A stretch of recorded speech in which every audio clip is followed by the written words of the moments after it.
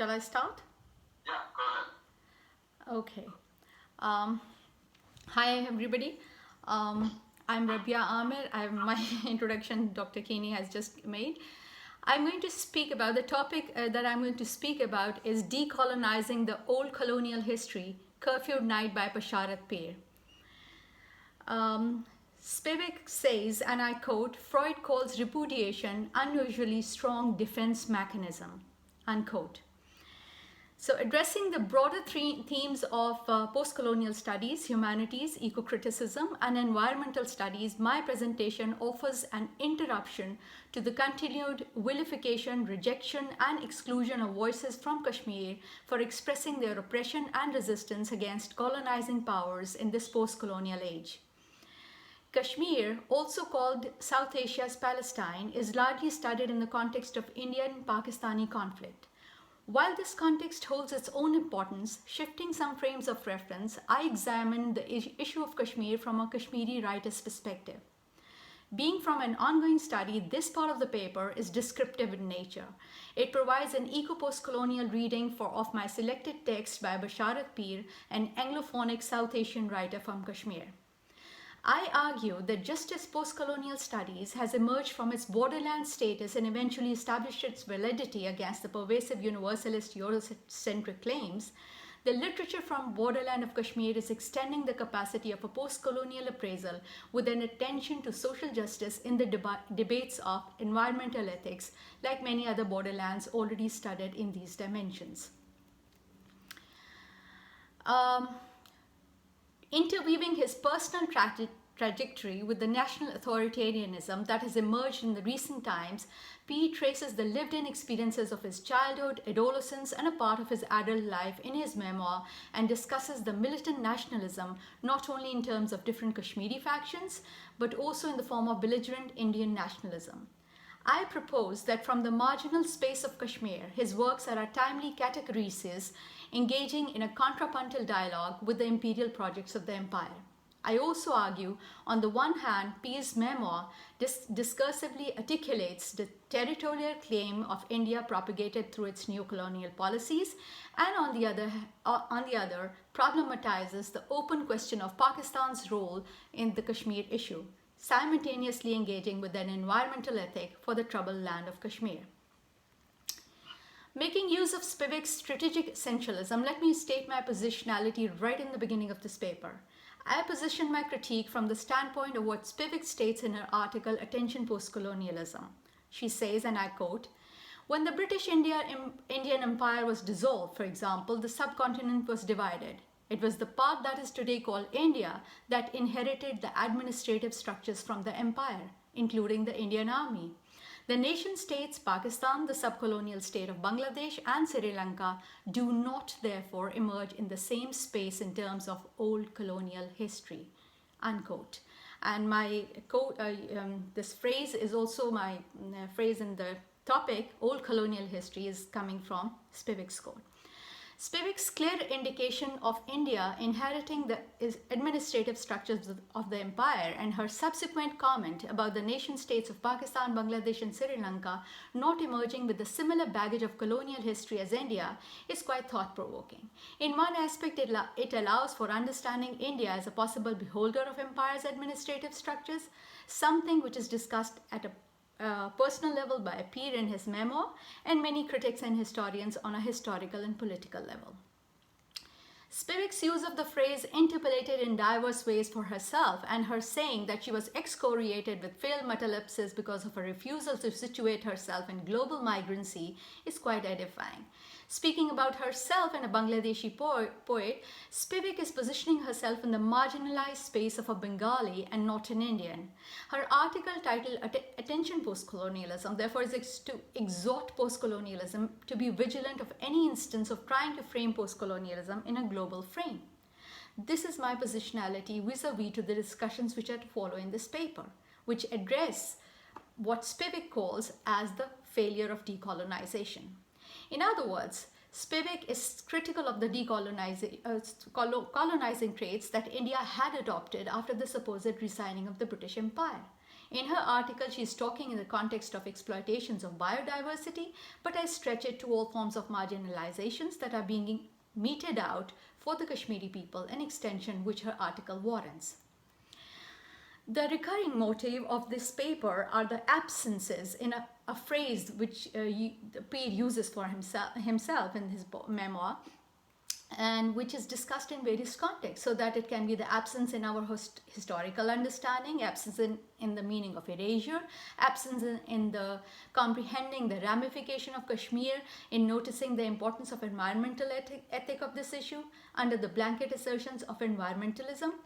So foregrounding historical importance of this perfectly peaceful place turning into one of the most heavily militarized zones of the world is helpful to figure out the absences or historical amnesia.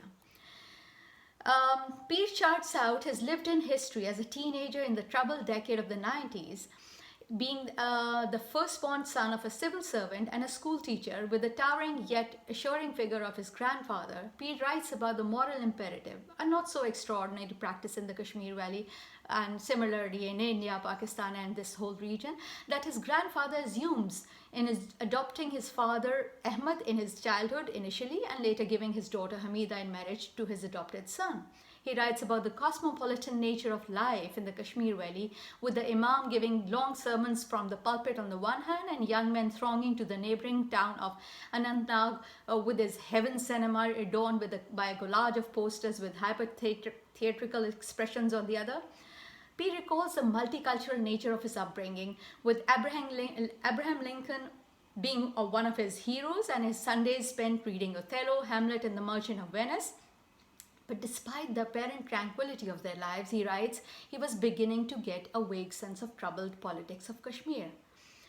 Tracing the troubled politics of Kashmir, Peer, like an ethnographer, unmasks the history of Kashmir and links it to the story of Emperor Ashoka, many Sufi saints and 16th century Queen Haba Khatun.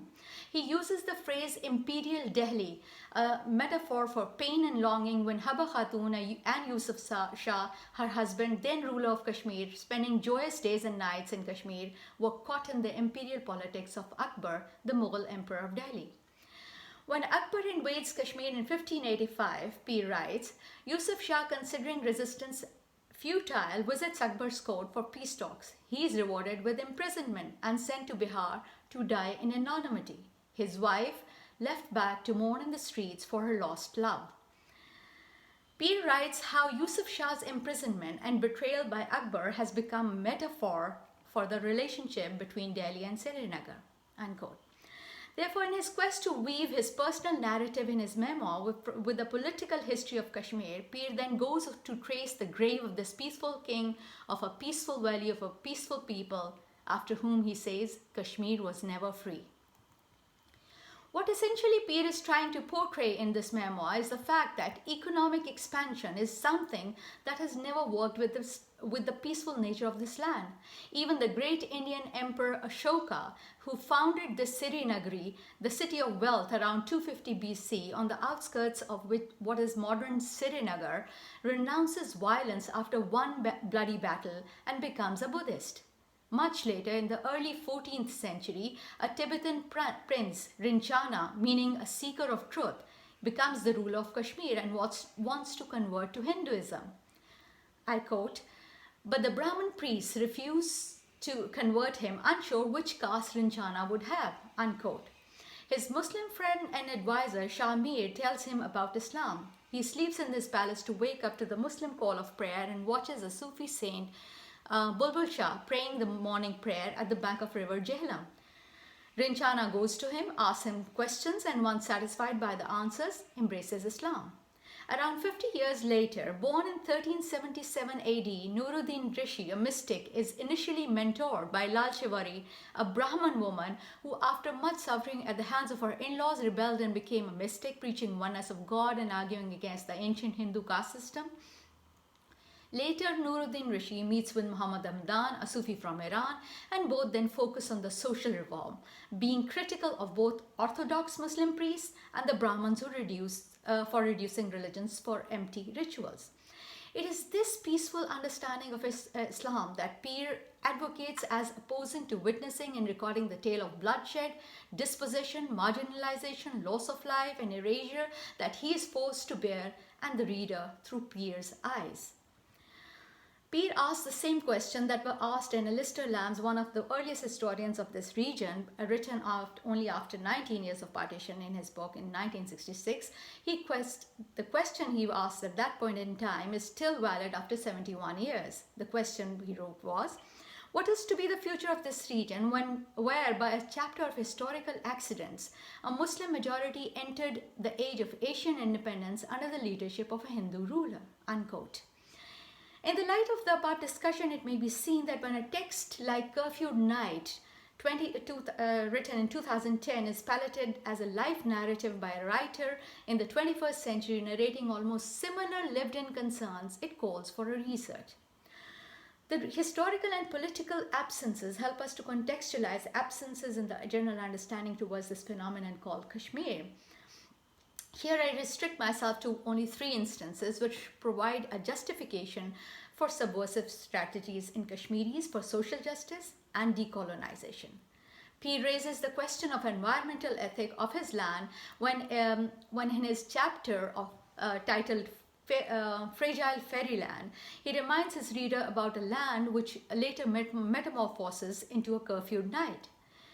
Peer longs for the land where he and his younger brother Wajahat, after making snowmen, used to sneak onto the rooftop of their houses to make homemade ice creams by dipping the broken icicles into a concoction of milk and sugar stolen from the kitchen. He longs for the simple joys of sliding down the ropes of the hills overlooking his neighborhood or playing cricket on the frozen pond amidst the blushing snow.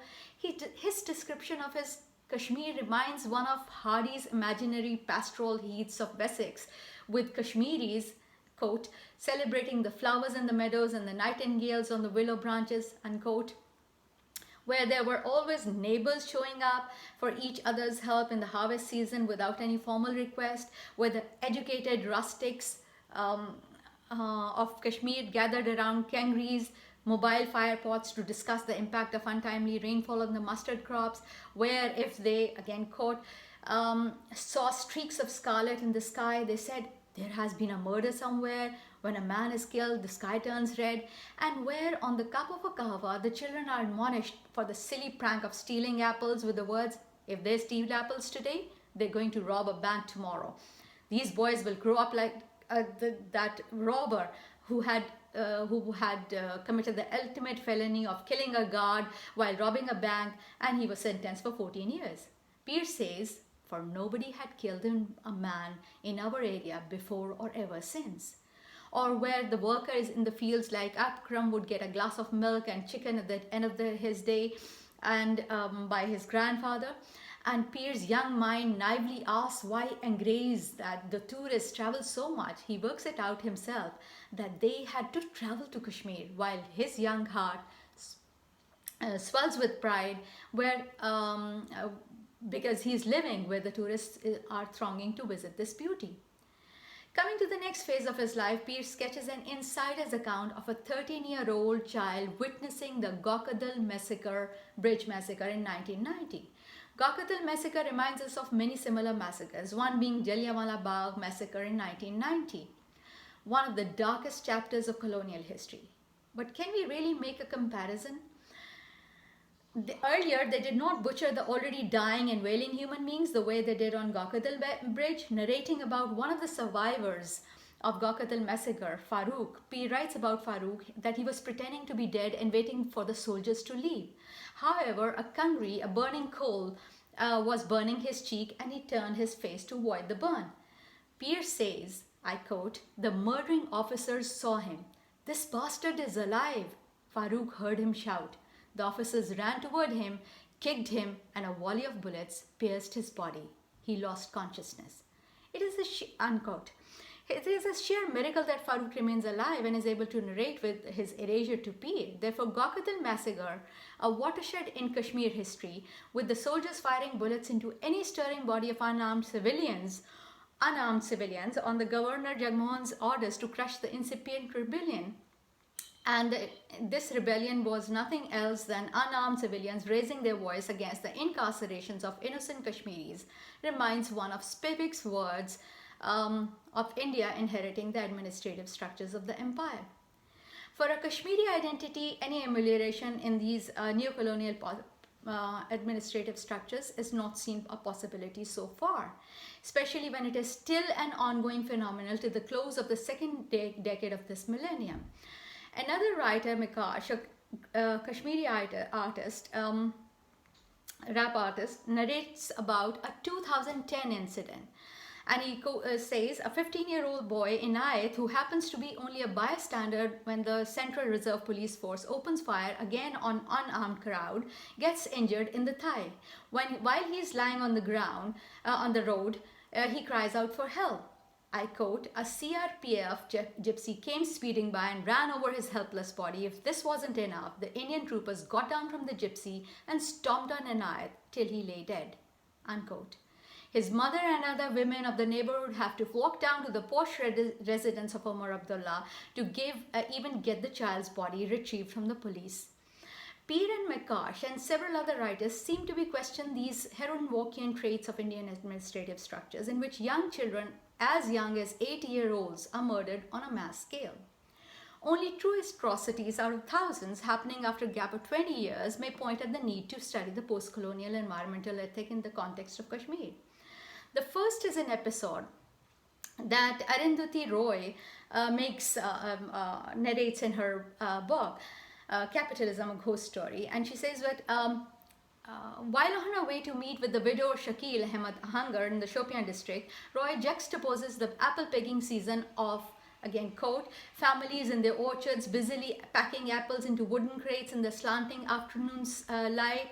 And she looks at the beautiful faces of two young children just like apples, with a meeting with the living dead of her husband, with a small son mourning the loss of a young wife and sister raped and murdered in 2009.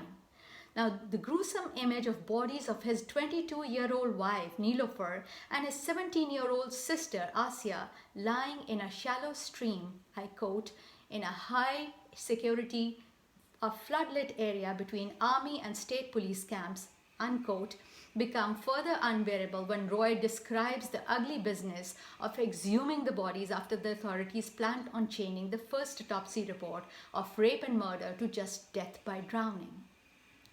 Roy is reporting about these crimes happening after 2 decades, that is in 2009, exactly in the same manner when 20 years ago more than 20 women were raped in the neighboring Shopian district by the Indian Army, which Basharat Peer has written in his memoir. But he also writes that his courage fails him to visit this mutilated city. Roy's evocative description of an illogical, corrupt and wholly unjust world, as Parker calls it, in which nothing changes with the passing years except for the worse, calls for the need of studying the environment of apple orchards against the social injustices borne by the people of this land of Kashmir, where when former top Indian military official is asked by a student, why soldiers raped women? And when the ex-director general responses is, they have needs too. It adduces for the interstitial space of environmental justice in the debates of post-colonial environmental ethics.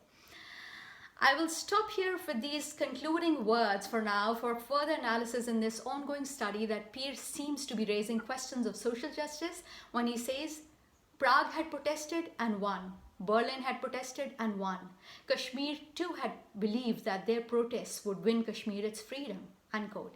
He expresses the frustration in the early 90s, calling it a naive, heady time. But Kashmiri's demonstrations fade after the massacres, he says. He observes the conflict would not have become so bloody if India had allowed those peaceful demonstrations, unquote. I quote again, he says, firing on protesters, arrests, disappearances, custodial killings, kidnappings, assassinations and tortures dominated Kashmir, unquote, with the added Orientalism factor of miming in the innocent civilians as militants and criminals. I thank you.